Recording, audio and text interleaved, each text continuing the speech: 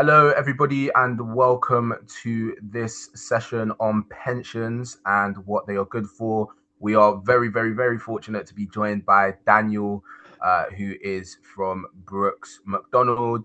Daniel has a number of years of experience and is very, very qualified to have these conversations. So, yeah, please do listen in. He has a lot of information to share that can be really helpful for you, sort of going forwards. Thinking about your long-term financial planning. So take down notes. Don't worry, the recording will be shared afterwards. So if you do miss anything, you can always catch up in your own time. Um, Please also, if you do have a question, just drop it in the Q&A box. The chat box is actually disabled, so you won't be able to message anything in there. So any questions that you have for Daniel, please do drop it in the Q&A. We will probably just wait 1 or 2 minutes before we start the session just to allow some more people to join. But for now, I'll hand over to Daniel. Thank you very much. Thank you. What a great introduction. I will take a very slow, steady intro as we let more people hopefully join this session. So today is all about pensions. Now, I love pensions. Like it's a bit unhealthy how much I love pensions. So my job today really is to leave you at the end of this presentation with as maybe not as much enthusiasm, but hopefully a little bit more enthusiasm for pensions than what you started with. So what we'll be covering today is very straightforward. So we're going to be looking at what is a pension. We're going to be looking at the features of a pension and some myths, because there are a lot of myths about pensions out there. So actually, I think it's all well and good me going, these pensions are great, everybody should use one, but you still having these niggling doubts of things you've heard from uncles, fathers, mothers, grandmas, etc., etc. And I've bigged it up. I really have bigged it up. It is a very, very rudimental drawing, but it's a chart that I like to use to demonstrate financial planning for your life. Now, generally speaking, it's quite hard to sort of fit everybody into one chart, but hopefully I'll explain it in as much detail as I possibly can and try and spend as much time on it. So, who am I? So I'm a chartered financial planner at Brooks Financial, which is part of Brooks McDonald. I'm a fellow of the Professional Finance Society and have been working with Brooks Financial for 13 years now. So thank you. I know I don't look old enough. We are award-winning chartered financial planners. We do my usual day job, day to day, is helping individuals and families plan for their finances. So that's going to include pensions and investments and reducing the tax liability as much as possible. But we also as well have a mortgage arm, an insurance arm, and Brooks McDonald is an investment management firm. We've got highly qualified teams, and we offer workplace-based advice services. So if you think this session was in any way slightly helpful, then feel free to reach out and we can have a discussion about whether we can run something for your employer, if you are employed, of course. I am renowned for boring presentations in terms of the actual slides, but I promise you the last slide is fantastic. But I'm going to kind of go and start off with the real like basics and fundamentals of what is a pension. I much prefer doing these in the room. So this is at this point I usually throw out a question of, does anybody know why we use pensions to save for your retirement instead of say ISAs or savings or property or whatever it might be. But it's not that interactive, this. So I'm gonna rhetorically answer my own question and say that the main reason that pensions are superb is because of all the tax relief you get. So lots of clients will come to us and try and ask, how can we wave a magic wand so I pay less tax? And the answer to those questions is pensions. So you get your marginal rate of income tax relief. Now, marginal rate sounds like a really complicated word. It's just the highest rate of income tax you pay. So the income tax bands are 20% up to £50,000 a year, and then 40% above that. And then there's a few other bands that I won't get into. I'm sure you're all going to get in there at some point, but as you get there, maybe reach out again. The other amazing feature of pensions is there's no tax on the investments in pensions. So if your pension goes from, I don't know, £1,000 to £100,000 in any other type of account, that would be liable to a lot of taxes. The pensions themselves have no tax on the investments as they grow, which is really powerful. Most pensions generally are set up through a workplace scheme. So for those of you that are working, you've probably already been enrolled into your pension, and that tends to happen now automatically.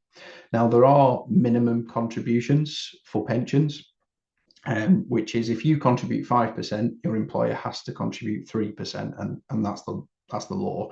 Now, lots of firms and companies want to obviously give more pension contributions to their employees. So you often sometimes get matched contributions from your employer. Sometimes it might be they give you a contribution and you don't have to contribute at all. Each individual employer has their own rules, but as a bare minimum, if you pay in 5% of your salary, you will get 3% of your salary paid by your employer.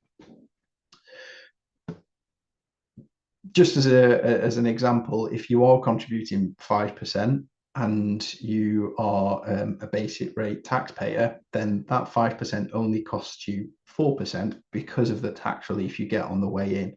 If you're a higher rate taxpayer, that only costs you 3%. So pensions, as you earn more, become even more tax efficient and are a really, really powerful way to manipulate your income as well. So most schemes will be set up on a salary sacrifice basis. Now, what that means is, well, hopefully it does exactly what it says on the tin. You sacrifice part of your salary, and that's before any tax is deducted, before any national insurance is deducted, and that gets paid automatically into the pension. So if you are, for instance, lucky enough to earn, say, just over the £50,000, if you make a pension contribution equivalent to the amount over £50,000, then you will actually bring yourself back to being a basic rate taxpayer. That also applies at 100,000 when you lose your personal allowance, and also 125 when you become an additional rate taxpayer. So manipulating and using pensions to your advantage is one of the best tools I have when I sit down with individuals to help plan how to build their wealth and plan their finances. There is 25% tax-free on the way out of pensions. So that can be taken as a lump sum. I tend to, with most of my clients, look at using, you can use it in little chunks as well, so you don't have to use it all at once. Lots of tax benefits on the way out to manage that. Now, you can contribute up to £60,000 a year into a pension, which is plenty for most people. That limit does start to reduce if you become an extremely high earner. But I'm thinking above £250,000, which I hope all of you are going to get there. But it does present itself with some issues with funding pensions if you do get to that sort of income number. So just something to be aware of in the future, hopefully for all of you at watching and attending today. So the reason I get so excited is the tax angle on pensions. So you get lots of tax relief on the way in. You don't pay any tax when it grows, and you get 25% tax-free on the way out. There are lots of different ways to actually access your pension when it comes to taking money out. I'm not going to spend any time on that whatsoever today, because hopefully most attendees aren't close to that 57 age, which is the earliest age you can access pension funds. But again, if you've got parents at that point and are interested in it, there are generally two routes: secured, which is an annuity, which is a fixed income for life, or drawdown, which is where the pension turns into a bank account. You can take as much or as little out as you want to at that point. Well, I'm going to skip that. Well, not skip it, but just breeze over it slightly and get on to the benefits. If I can give you some words of wisdom today, it is to try and game your employer contribution system. So some employers will match up to a certain amount. Some employers will um, give you a certain amount and match further, or they'll give you loads of different ways of doing it. But there will be an optimal contribution from you to get the most out of your employer and their pension scheme benefits. It's free money. It's free money. It's free money. It's free money. I don't understand. Like, there's lots of people that are probably just starting work and are maybe thinking, "Oh, I don't want to put money into a pension. I need to save for a house deposit, or I need to save for whatever it might be." Life. Everyone is so short termism. They only think about the next day or two. And I know I'm guilty of this. Apart from when it comes to pensions, you should absolutely, if you have opted out of a pension scheme, look yourself in the mirror and question how sane you are at turning down free money.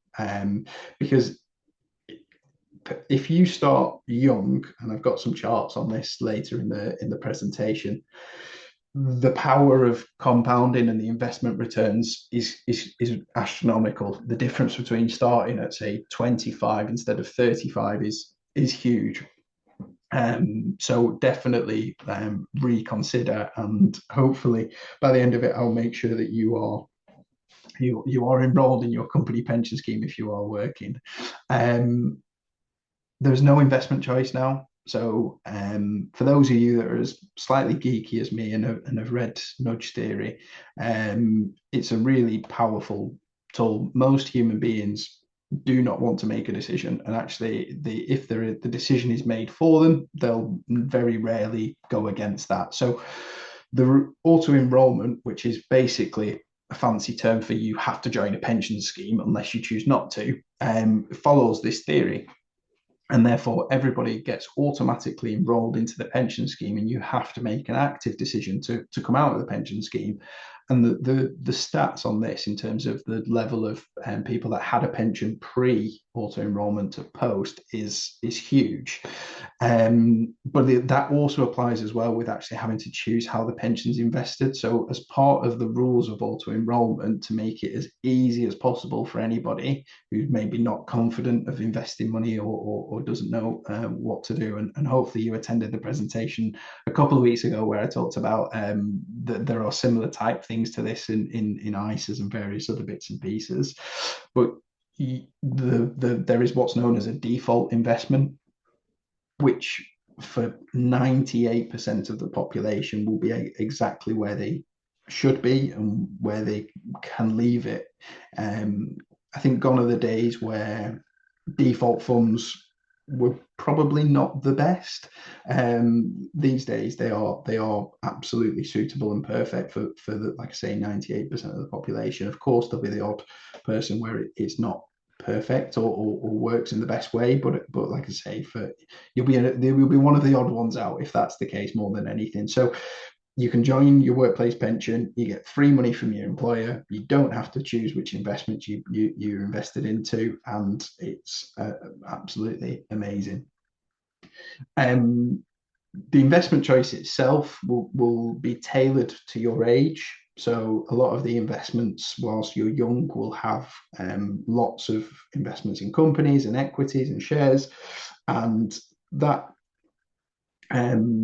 generally, or historically, I should say, to correct myself, has generated a lot more returns than being in less riskier assets, which I won't spend too much time on. But basically, my message is hopefully this is coming across. You get loads of tax benefits on the way in, you get tax benefits while you're invested, there's tax benefits on the way out. You can access it in many different ways. You can access it from 57. Employer contributions is free money, and you don't have to choose anything to do with the investments. So pensions can seem like a scary word and a scary thing, and it's complicated. And I always remember when I first started on the graduate scheme at the company Brooks Financial, I didn't have an idea what a pension was, and it was only through studying and so on and so forth that passing the exams and getting the qualifications that I've come to become a pensions expert officially. They are some title letters after my name, which designate some a level of pension expertise. But I get it. It can feel like, I don't know. It's just a big word. It's scary. It's not. It's difficult. There's no easy way to understand it, and especially as well sometimes if you've got nobody to ask, and or if you do ask somebody and they give you the wrong information, because there's lots of people that have had bad experiences with pensions in the past. But what has happened to pension legislation and the rules and regulations over the last 20, 30, well, 30 about nearly 35 years, have learned from the mistakes of previous pension schemes. So the other benefit of a pension as well, which is often something that we hear about, is the pension can actually be inherited as well. So it's not if you die, the pension dies with you. The money is there and will be inherited by whoever you choose as your beneficiaries on the pension. So there, I think, all the main features of a pension and what they are. Now, there are lots of different pension providers out there, but your employer will have picked one for you. Hopefully, they will have tried to negotiate the best terms possible for their staff. But there'll be common names that you'll come across. So Scottish Widows, Legal and General, Aviva, some have slightly more exotic things where there's a type of pension which is known as a self-invested personal pension, or a SIP, because we love an acronym in our industry, and with Hargreaves Lansdown, and yeah, there's a whole host of names out there, but all of them have very good what we call default funds. Those default funds are ever changing. There's a commitment now as well from all the big pension providers to allocate, I think, at least 5% of future investment into private markets as well. So there's going to be the default funds are going to be ever changing and present lots of potential benefits for you. I mean, I won't go into private markets, but it certainly feels like a bit of a buzzword at the moment. Just going to move on to myths. So some of the myths we hear all the time are around, well, if the company goes bankrupt, the pension disappears, or the pension goes with the company, and that used to be the case to an extent. There was a few, the Daily Mirror, there was a few other employers that went bankrupt and everyone lost their pension schemes. BHS is another one that was fairly recent. But what happens since the Daily Mirror episode is that there is a company, or not company, it's a government body called the Pension Protection Fund, which would protect those types of pensions. Most people these days with company pensions are in a type of contract which is known as a group personal pension plan. Now, what or GPP, again, love an acronym. GPP stands basically, the G is the fact that it's an employer, so the group pay into the pension, but the first P is really important. It's personal. So if you leave that company, or if that company goes bust, it does not matter. That pension is your money and not the company's money. So the rules have changed around companies having their pension on their balance sheet. That's not allowed anymore. Loads of different things where you mean that there is very, very well. I mean, I can't think of a situation where if something happened to a company or whatever, that you wouldn't actually get your money in any way, shape, or form. I touched on it earlier as well, in terms of what happens if I die. If you die, whether you're 30, 40, 50, 70, 80, 100, whatever's left in your pension pot will be passed down to whoever you've nominated. Now, this is quite a key point. Pensions are effectively a type of trust. Now, I'm not going to go into what is a trust because we could be here for another 20 minutes. I'm sure we're all desperate to log off and get on with our evenings. But in short, you need to nominate separate to any will or any other sort of nominations you've got for like death in service or whatever it might be. You have to give your nomination form to the pension provider. So you've probably got lots of forms when you joined a company if you are working. Make sure that you try and fill that out and give that back to HR or whoever you need to give it to make sure that you nominate who you want to. And the only other bit I'll say on nomination forms is when you first start work, as I did, I think I put a little bit to my parents and the rest to my two sisters. And right now, with two kids of my own and a wife, that wouldn't be the best ideal situation for them. So it's making sure that as your life changes and as your situation changes, you continually go in and update that nomination form. And each nomination form supersedes the previous one. I only need to fund pensions when I get older. I'm going to hold that one for a second, and just move on to the next one. I'll come back to that, and there's a reason why I'm coming back to it. My employer pays in. Why should I pay more? There has been countless studies on pensions and retirement and how much you need to contribute and what the optimal amount is to contribute to a pension. I have a very simple rule. If you go contributing between 15 and 20% of your salary, so 15 and 20, I realize that it's quite a lot of your salary. Now, that's not all from you. So if your employer pays in 10%, then you only need to pay in 5 or a little bit more. But equally as well, if your employer only pays in 3%, then yes, you should be contributing a lot more. And now I'm hearing cries of hypocrite. Did I, when I first started work, did I start with a 15% total contribution? No, I didn't. I started with a 1% contribution. And then when I got my first pay rise, I went to 2%. And then when I got my next pay rise, I went to 3%. And what that does is and I'm now contributing 15% of my own money for those of you that are interested. I do practice what I preach, or I try to anyway. But I've only done that by doing 1% every year. And every time I've had a pay rise, I've done the odd 2% here and there when I got a really nice pay rise. I still end up with more money after tax and after all the deductions at the end of the month. So it still feels like I've had a pay rise, but I'm actually putting money away into my pension at the same time. And there's been times where I've put a little bit more in to play with the tax rates and so on and so forth. So I'm not expecting you all to leave the presentation today with I am a pensions expert necessarily, but they are really powerful tools and probably the best tool I have in my kit bag, let's call it, of trying to help minimize tax for clients and various other bits and pieces. I only need to fund pensions when I get older. I advise not loads, but a few clients that are over 50 and over 60, and not one of them, not literally nobody in their 50s or 60s wished they started contributing into their pension later or didn't contribute early or wish that they didn't start earlier.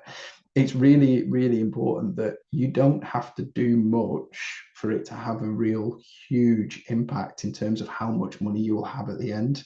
For those of you capable enough to build a spreadsheet, just build one with a very small monthly contribution. It doesn't have to be much, and you could be working for the next 30 years and increase that by say 4 or 5% a year, which would be very achievable historically, and see what numbers you get to, because it is extremely powerful. We've just had a question about where can you find the nomination form. So usually you get one given as kind of like your welcome pack and with all your various bits and pieces of when you join a company. If you haven't, whoever the pension provider is, there will be a form available to download online, or you can call the pension provider and ask them to send it to you. Some as well now, I know my pension, which is with Aviva, I can log in and update my nomination form online. So again, if you know who your pension provider is through your workplace scheme, then log in and see whether there's an option. It's sometimes like, it's usually called nominations or beneficiaries, or who you want to get your. Sometimes they call it something really straightforward and easy, which is lovely, but it's usually along the lines of who do you want to benefit from your pension. I only need. I've had just another quick question. I'm gonna, if you fire in a question, I'm gonna answer it pretty straight away, because I find the more interactive we make this, the more interesting it is, and the more you'll probably wake up out of some sort of pension slumber that I've just put you into. Is Hargreaves Lansdown a pension provider? Yes, they are. So Hargreaves Lansdown Pensions on their website will be known as a SIP, which I touched on earlier in the presentation, which is a type of generally private pension, but Hargreaves Lansdown do offer group pensions as well. So yeah, Hargreaves do offer a pension fund. I only need to fund pensions when I get older. Obviously, we've just touched on the earlier you start, even with a small amount, it does have a big impact. And I try to, I mean, it's quite rudimental, of course, but hopefully it gives you a bit of an idea of what I'm talking about here. So if you invest £5,000 a year and that grows at 5% a year, if you start at 25, you will end up with £639,000. Whereas if you start with a slightly few more grey hairs at 35, you'll only end up with £354,000, and that's at age 65. So yes, there's an extra £50,000 invested, but there is almost a £300,000 difference in the valuation of what a pension fund will be worth at the end. You just, it doesn't have to be a huge amount that you contribute. And another question I always get, or not a question, but another sort of point that people throw at me, I suppose, as I'm sat around a dinner table telling everyone how great pensions are, is I'm going to earn more in the future, and that's when I'll fund pensions. And yes, you will hopefully all earn more in the future, but as you earn more, lifestyle increases. There are expensive things. There's bigger houses, mortgages to pay, nursery fees, maybe even school fees in the future. Lots of different things, and life does get expensive as you earn more as well. So actually, the best strategy or the best fundamentals is to start with a pension contribution and just as a percentage of your income and just forget about it. This isn't me necessarily saying this. There's studies done from Harvard and Oxford and Cambridge and various other different places, and all of them point to the fact that actually it's more to do with how early you start rather than how much goes in. Obviously, it's a key factor about how much gets paid in, but actually the earlier you start is the biggest contributor to the value of your pension pot at the end. Again, I try and usually when I'm doing this virtually, I then throw out a next question of, well, if you end up with £600,000 in your pension pot at 65, how much income would that do you think that would generate, or how much pension income would that be? Obviously, you can't shout back at me, but I will tell you. But just take a second to have a bit of a guess yourself. Generally speaking, you're probably looking at around about £30,000 a year from age 65 as a retirement income, which would be about the median of pension pot, really. Although pension income required to live a medium sort of standard of living. Lots of factors go into that about where you live and cost of living and various other bits and pieces. But yeah, I mean, to end up with the equivalent of, say,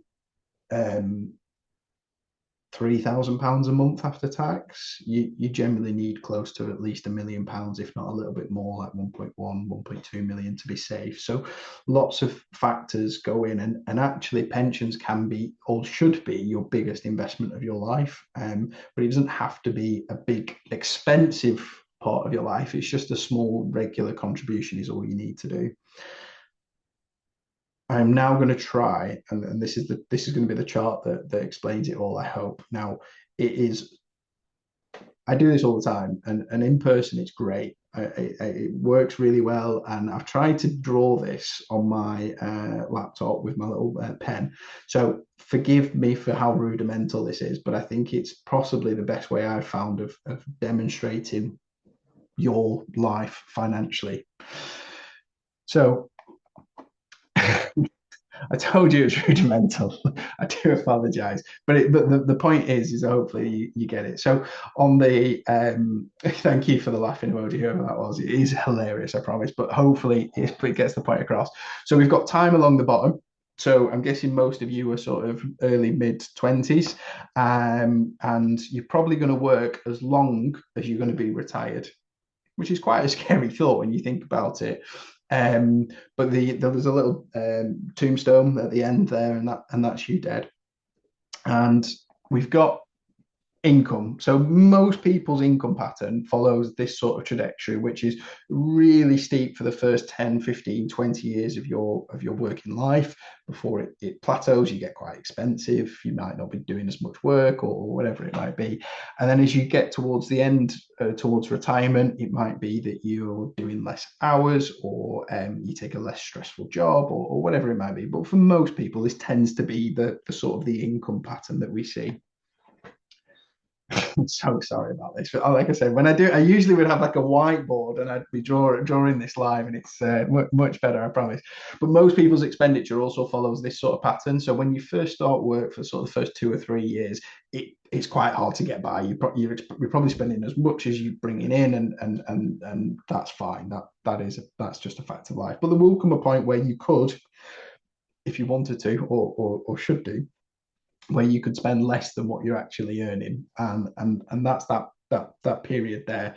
We then get to a point where expenditure does tend to peak above income. That tends to be when you just go in for the next house. We maybe get in a big family home, which is a big cost, and you've got a big mortgage, and you also might have nursery fees or other things to consider. It doesn't happen for everybody, but I think it's a really important point to say that there might be periods in your life where your expenditure way exceeds your income. Now, I met somebody on Tuesday who works for a very big investment bank, who's going through this period in that right now, and he didn't build up enough pot of money to cover this period in his life, and he's now got it was on many tens of thousands of credit card debt, which anyway is another point. But the point of today really is to try and educate you to try and make better decisions and so on. Retirement spending will be exactly what you spend when you stop work. I don't. Everyone I sit down with is like, oh, I'm going to spend less because I won't have to get a rail card into work, or I'm not going to be buying £10 lunches anymore, and all the rest of it. But you've got more time on your hands, so you will be doing more holidays. You'll be joining whatever golf clubs and bridge clubs, whatever it might be. But your expenditure will stay the same for the first 10, 15 years of retirement. And that's what I like to call active retirement. That's the point where you should enjoy all the money that you've saved and invested and hopefully done well with. And then it tails off. And that's where I like to say you're probably quite happy with a cup of tea and countdown, and there's not that much expenditure. The holidays aren't necessarily to long haul anymore, that you're quite happy with a weekend in Bognor Regis or whatever it might be. Again, I am generalizing, so I do apologize. And then the towards the end of your life, as care costs kick in and maybe even care home fees, that last bit can be a real spike, or it can just be a plateau. So your job for pensions is for the first half of your life to save enough money to afford the second half of your life. And the best place to do that is to use a pension fund. Oh, there you go. Income, expenditure. So we've got a period here. I don't know if you can see my mouse, but we've got a period where I've done it in multicolored crisscross in there. That's the period where there is an opportunity to save and invest. We've then got a really horrible bright yellow period where you might have more expenditure than you have income. And then you've got that last period in your working life where, again, you will be earning more than what you're spending as mortgages are paid off and kids have gone off to university and aren't a drain on you anymore, and so on and so forth. But so you've got generally for most people, two phases of saving now for you guys, and the last sort of 5-10 years of retirement. Now, if you don't do the first part of saving and investing, and just leave it all to the end, then you miss out that compounding chart that I showed you a second ago. So the earlier you start, the better. Now, most people need 3 pots of money. And it's difficult to know whether this is landing, so I do apologize. But anyway, I'm gonna keep going on with this. So you've got your pension fund. You've got your EP, which is your emergency pot. So everyone should have a small lump of cash just to cover whatever they might need in the short term. And then you've got the MT pot, which is the medium term. And this is where generally I'd say emergency pot would be a savings account or a bank account, savings account. Medium term would be in like an ISA or investment, especially an investment ISA. And then you've got your pension fund. And that's what most people in their life will need to be able to afford it. the orange bit at the bottom is your pension contribution throughout your life. And if you and also as well, I don't know if you appreciate this, but your pension box is the biggest box because it's anyway. So your pension should look after itself. If you take away nothing from this presentation, but I should contribute or get to a target of 15 to 20% of my salary going into pension between me and my employer, that will look after itself. You won't ever need to think about it ever again. You've got a period in life as well where hopefully you can start to build up funds in an emergency pot. Once that's done, you can then switch and start saving and investing for your medium-term pot. Now, that medium-term pot for most people will probably as well be for your first house deposit and maybe even your second house deposit, but it will also as well really help you avoid having to take on, as I said, the person I met at an investment bank as well. It's not like he take on 60, 70,000 pounds worth of credit card debt just to get through this period in his life. Now, one thing he did do is he's always contributed into his pension, and his pension fund is actually fine. He's just in a bit of a sticky situation at the moment in the short term. So I don't know how well this has come across necessarily, but like I say, generally for most people, it's really important this first sort of 5 to 10 years of your working life before expenses get too big and the mortgage gets a bit bigger and there's £2,000 a month in nursery fees and all the rest of it. This period in your life is probably where you will be one of the richest you'll ever be. Maybe not straight away when you first take a job, but certainly within a couple of years or so with a couple of pay rises, and I'm sure you're all highly successful people. Then that's the real time to start building up your savings and your medium-term pot. But no matter what you do, you should always have that regular contribution going into your pension pot. And the last little bit of income, again, because hopefully at this point mortgages have gone, all the other costs are gone, you can just stuff the last bit of your excess income into your pension fund and try and game the system from a tax relief perspective and so on. I thank you all for sitting through that and generally looking at the state of that. I wish I was more tech savvy. I wish I could have done that live. I wish I could have maybe made it slightly better. I tried to throw it into AI, I promise you, and it just didn't work. But anyway, hopefully the point came across. If you have got any questions, feel free, please, to drop them in the Q&A box. I'm going to show you the important information, which is the compliance. I'm not going to read it. I think the slides are going to be sent around, so you can read that all in your own time. I'm sure you all will.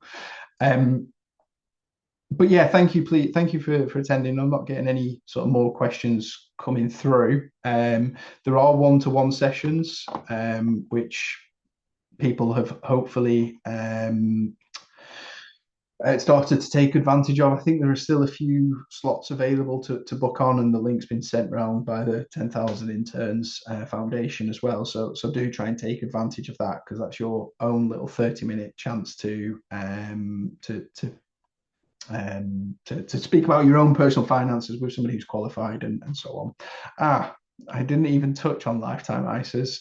So somebody's asking, are lifetime ISAs as good or better than a SIP?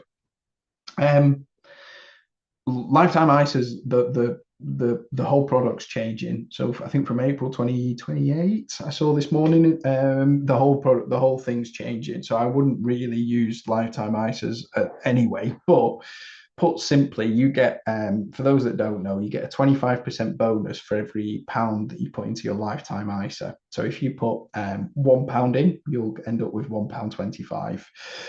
Lo and behold, if you put £1 into your pension, you will get £1, at least £1.25 into the pension. Now, I didn't actually touch on this, but if you're doing it through salary sacrifice, you'll also get national insurance saving at 8%. So you're actually going to end up with, I can't do the maths, but a lot more, £1.32, I think, £1.33. So you end up with more money in the SIP in a pension pot than you would do in a lifetime ISA. The monies are then both tax-free growing, and then as you take the money out, the SIP does have an income tax rate, some tax to reduce SIP, but lifetime ISA, the whole thing's is going to be changed. I think April 28 is the target date, and they're going to remove the whole retirement angle for a lifetime ISA. If you're a higher rate taxpayer, the calculation is very simple. Always fund a pension. So if you earn over 50,000, always fund a pension over a lifetime ISA. Someone asked, is the lifetime ISA the same as the Help to Buy? It was intended to replace the Help to Buy ISA scheme, but it also had a retirement angle on the ISA, so you could access the funds from 60 without penalty, but you got to keep the bonuses of the 25%. So it's like the Help to Buy, but anyway, in theory, it was a really good idea, but it's just the take up's been quite small. The rules have changed. The rules are changing on them anyway, so I don't think we should dwell too much on lifetime ISAs. But hopefully, this new redeveloped lifetime ISA or whatever they're going to call it will be much better. But we'll have to wait and see. But like I said, the consultation on them, which I think is due to end in February, I did contribute as a staunch advocate for lifetime ISAs generally. But anyway, we are where we are. They're removing the retirement angle.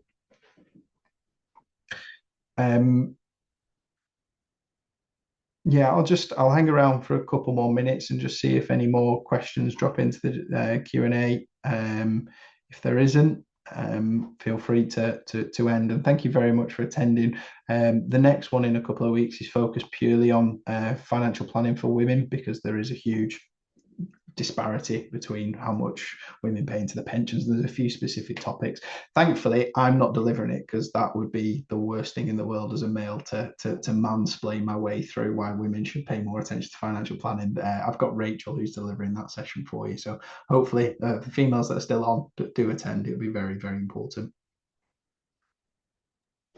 Absolutely. Well said, Daniel. I mean, thank you so much for another incredible session.